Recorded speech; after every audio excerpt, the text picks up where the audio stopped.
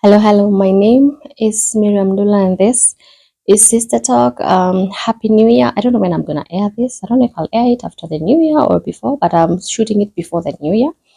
And so, Happy New Year to everybody. I hope you're having a beautiful year. Your year started off well, and your resolutions, when mnaweka resolutions, mko nazo set, ready to go. Your vision board is set, ready to go. Let's start chasing the dreams. Let's just start doing something every day, kitu ndogo ndogo ndogo ndogo that's leading towards that goal. Okay. This is Sister Talk, and here we talk about women. We talk about things that affect us directly, indirectly. Everything that is concerned with women is what we talk about here, and today is no exception. And I wanted to talk about something that is really, really dear to me, and I've been really, really wanting to talk about it for a while. I don't know, what was the talk? I think just the right time has never come. I think this is the right time. And I some time back I read about a story about a guy who says he's been raised by a single mom, and all his life yeye alikuwa anajua babake awapatani, yeye na baba yake maji na stima, maji na mafuta hawasikizani. And so why was this? Because every time alikuwa something goes wrong kwa nyumba, mamake anaambia, if your father was here, kama angetuacha vile alituacha, akaenda kwa familia nyingine huko akatuacha peke yetu, tungekuwa tunaishi vizuri. So she kept telling him such things. Akifukuzwa shule because of school fees, like, you see, if your father was here, you would be in school. Ona sahi watoto wake wako shule, sisi tuko hapa tunakula shida. So every time she said that, alikuwa anasikia kiasira. Unajua anasikia tu baba yake amemuudhi. And so it got to a point akauliza mamake, and so where did dad go? Ako wapi? Karibu amalizwe. Unaniuliza kuhusu baba yako haukulangi? Kuna kitu umekosa? Kuna sijui nini? What am I not doing to you that you need to go get from your father? Sijui watoto. Hey, toka hiyo siku alisema tu, okay, sawa, story za tena, nimewacha.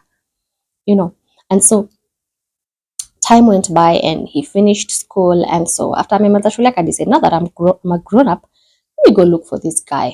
Aniambie ni nini shida yake iko wapi? Sasa mimi ni mwanaume, hakuna kitu ataniambia. Hata siambii mama yangu, I'm going there by myself. Sasa akafunga safari akaenda katafuta baba yake akampata. Kumpata akampeleka hadi kwake. The dad was so welcoming to him, akamwambia mpaka twende kwangu, kuja kwangu. They planned a day, he came to his house. His house is perfect. Ako na familia, they are happy. So the guy was just jemkaing there kwa kiti, ako like, msee amekuja hapa hivi anaishi na familia, wanaishi poa, wanafurahia. Alafu mimi ameniachoko na mama yangu tunakula shida, hata hataki kujua mimi naendeleaje, even if alikosana na madhembo na mimi anishughuliki. So the dad comes, one akosana, they even almost literally fought, vile walikosana, because he was like, I'm not hearing it. There's no way unaweza kuishi poa hivi na mimi naachoko hivyo nikikula shida. So he talked to his dad, and so his dad told him, I don't know what your mom told you, but just give me 1 minute. Akaingia kwa room akakuja na marisiti. The guy was preparing for that day. I think he knew what he was working with and what he was dealing with. Akakuja na marisiti. Akaambia kijana wake, unaona hizo risiti zote? These are things I've been paying. You remember when ulifukuzwa shule sijui lini? Unafikiri ulirudi hadi shule? I'm sure you are not told that part clearly. I paid the school fees ndio karudi. Niliambiwa umefukuzwa nikalipa. This is the receipt. You remember when you needed this and this, ukienda form 1 you needed shopping, sijui what. I did the shopping. Here's the receipt. You remember. I've been trying to reach you, but your mom has not let me reach you. And so for that reason, mimi nilisema acha nikuache, acha mimi nikushughulikie from far, and maybe when you grow up you will want to meet me or something. I don't know. God will just create a way, and which he has today. Okay? And so the guy was like, wait a minute. Something is not adding up. But my mom has told me that you're the monster in this story. How is it that wewe ni mpoa, ati umekuwa ukitaka kuniona, that umekuwa ukilipa school fees? I am not aware of this. Hizi si vitu zilinifikia mimi sikujua hizi. Ati mbona ulikuwa unalipa school fees? Ati mbona ulikuwa ukitaka kuniona unakatazwa? Ati madhali tupanga. Madhali tuingiza box. Now, can you imagine if this boy growing up, if he knew that his dad was just nice, if he could see his dad, if he knew that his dad actually loved him and cared about him, how do you think his life would have panned out? He has lived all his life na hasira kwa mwili, na that rage, that revenge, that darkness in his mind, in his heart, thinking his dad is the monster, thinking his dad just is a deadbeat somewhere, aliacha mtoto na akaenda just the same way aliacha mama yake. But it's not true. Now women, we have this problem, and I'm here for that. I am here to shed a light on this because this is a matter that is becoming too much. Women, if you give birth to a child with somebody, get a child with somebody, and the two of you don't work out, if this guy wants to be in the life of his child, please let him. Please let him meet his child. Let him work, work on the relationship with his child. Let them be. Because mbona unakataa na relationship ya mtoto wako na babake? Unakatalia ufanye nini? You cannot be this child's father. Just know that. You can only be the mother. You can't be both. And if the father wants to be inside the life of this child, why are you refusing it?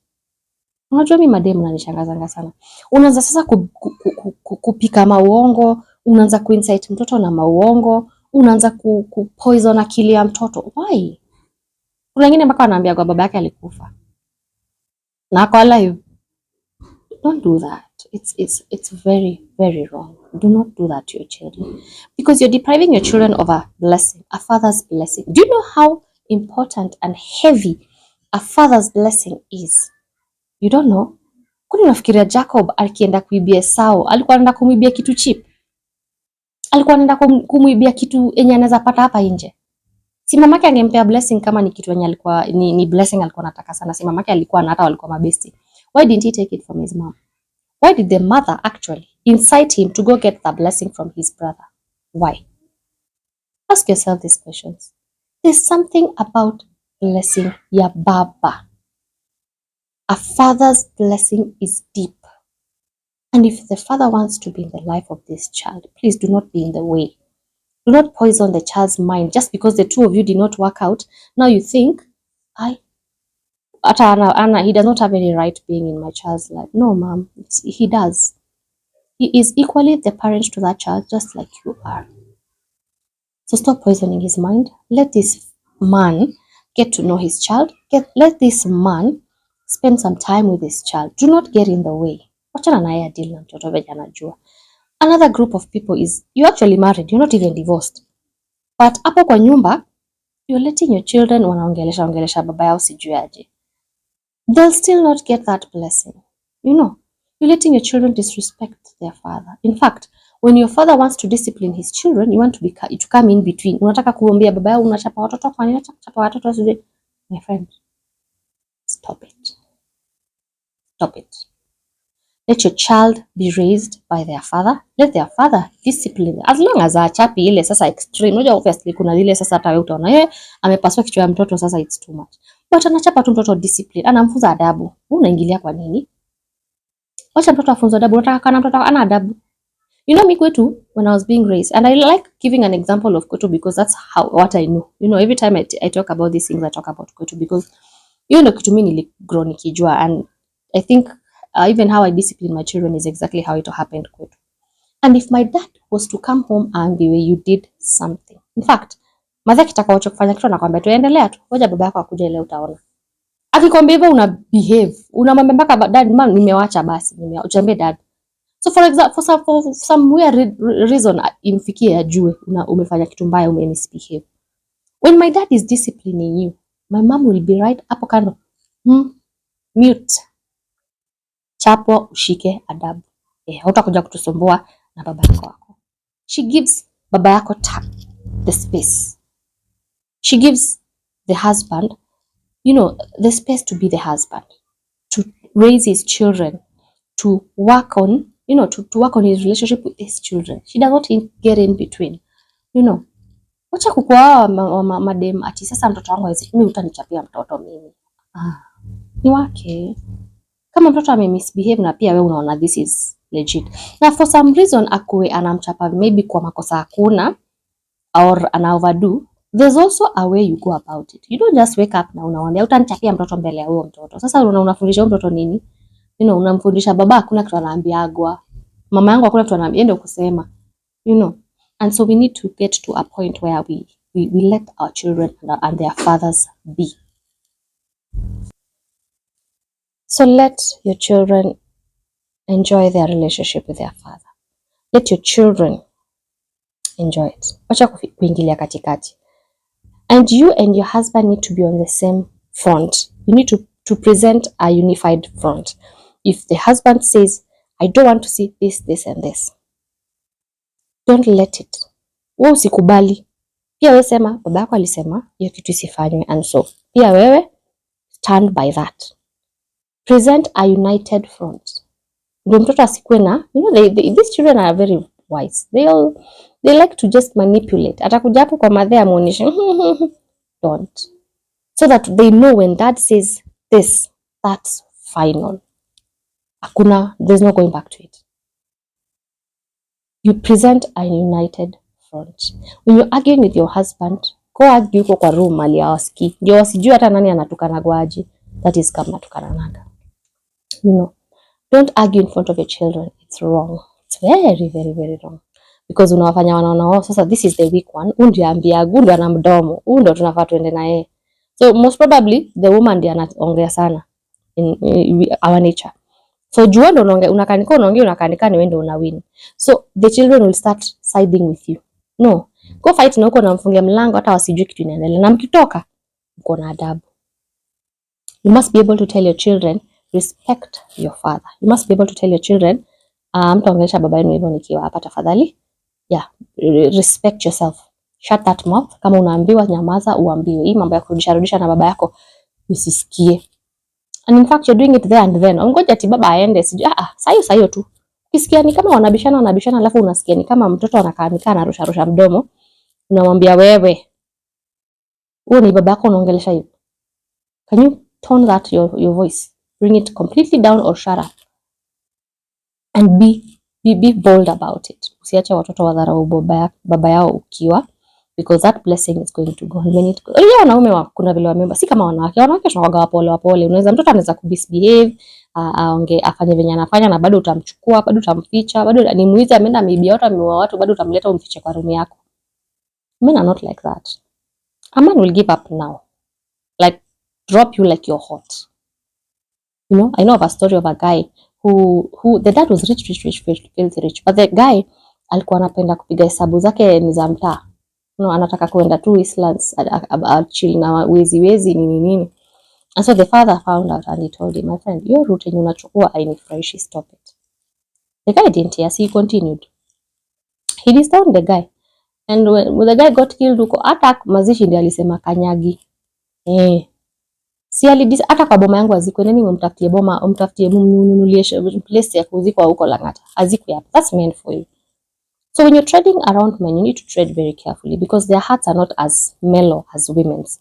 Mwanaume akiamua umembo leo ndio hivyo. Ameenda angalia nyuma. Mtoto hawezi mshtua. That's a man for you. So be careful with how and what you are allowing. And guess what? Sasa akishadison mtoto, sio maisha ya mtoto imeharibika. Mtoto nani anaya? Wewe nani ndiye analia sana? Si wewe mama. Kila siku utakwambia baki usikize tu mtoto leo. Baki umrudishe tu kwa nyumba, umfungulia kuja alale ndani. Deal with that before it gets to that. Show them and teach them how to respect their father. Show them and teach them how to follow the rules. Baba yake akisema ni hivi, hakikisha anafuata hivyo.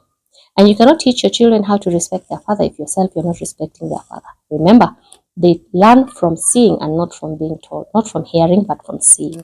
So kama unataka pia wakuwe na adabu, pia wewe onyesha huo mzee vile ni king, venye yule mzee anahitaji kuwa na heshima. Na imanishi mumuogope, you know. Si kama ile enzi zetu zenye baba alikuwa akiingia kila mtu anapotea kwa room ameenda kulala. No. Yani there's respect but also there's love. There's no fear. So that's what you portray as the wife. So pia usionyeshe unaogopa bwanako. Wewe muonyeshe tu, waonyeshe unaheshimu bwanako, unasikiza bwanako, unafanya bila, yani mnapendana. There's that love in the house. Maybe it's okay. It's okay to show to have, you know, to kiss your husband in front of your children. It's fine. To hug your husband in front of your children, it is fine. You're just showing them love. that you love each other. And that's things that married couples do, you know.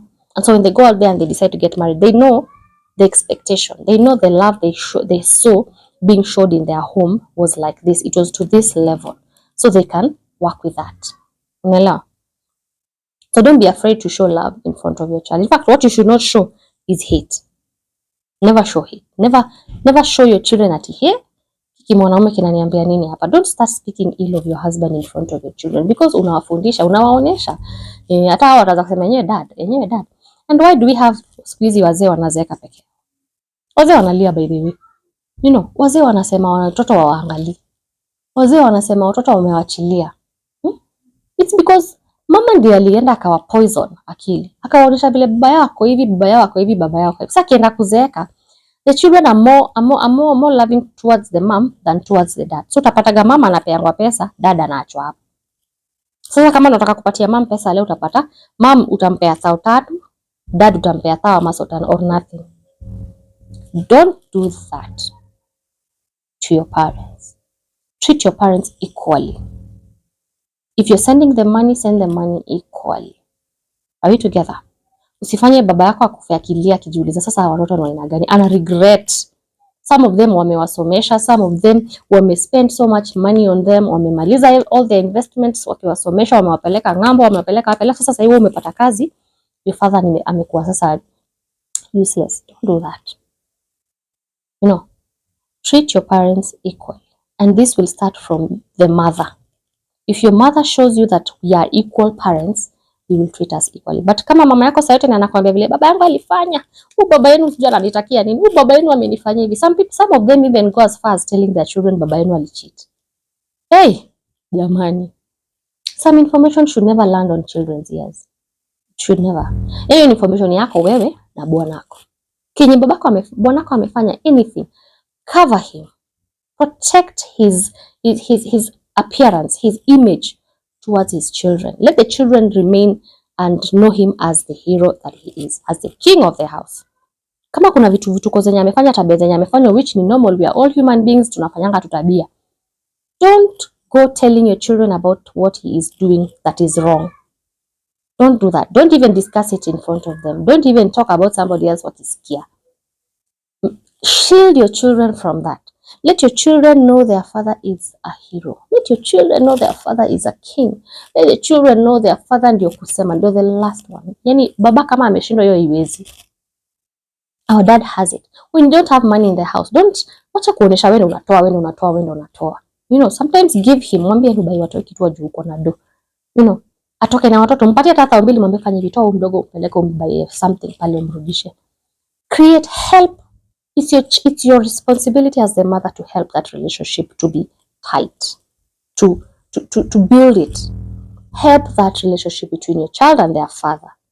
If you're married, you're single, you're divorced, whatever situation you're in, don't spoil the image of their father to your kids. Please don't do that.